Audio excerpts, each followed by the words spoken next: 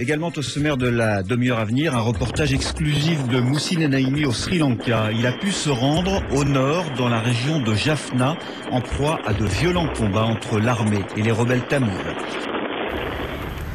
J'aime bien parler de ce que je fais, mais j'aime pas trop parler de moi. Mais bon, c'est l'exercice, donc il faut le faire. En fait, je me suis installé en Asie du Sud depuis près de 5 ans maintenant. Je couvre essentiellement l'actualité, c'est ce que je préfère. Pas uniquement pour l'adrénaline, mais aussi pour comprendre, analyser, expliquer et bien sûr raconter ce qui se passe de ce côté-ci de la planète.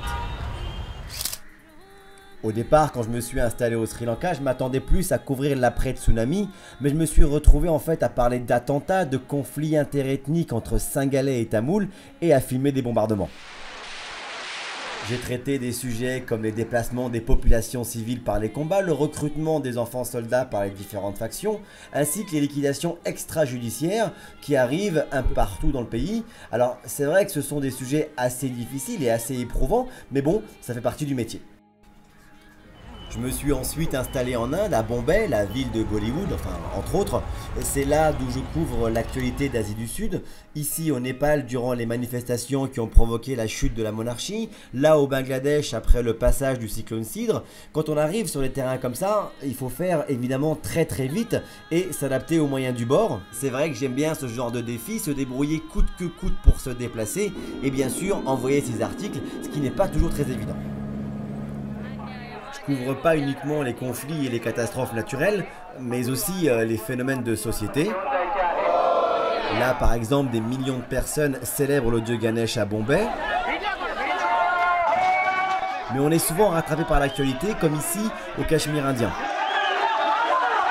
Et sur le terrain, il faut toujours faire attention à soi et toujours garder à l'esprit que l'on peut être pris dans une situation qui dégénère.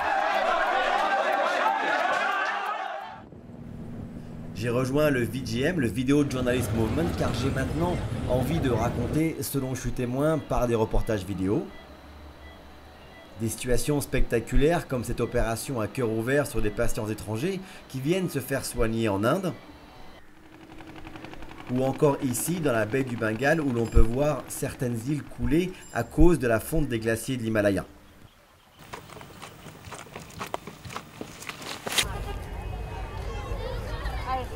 Puis un jour à Bombay, j'ai rencontré le petit héros de Slumdog Millionnaire, Azharuddin, le gamin des bidonvilles, dont je raconte l'histoire dans un livre.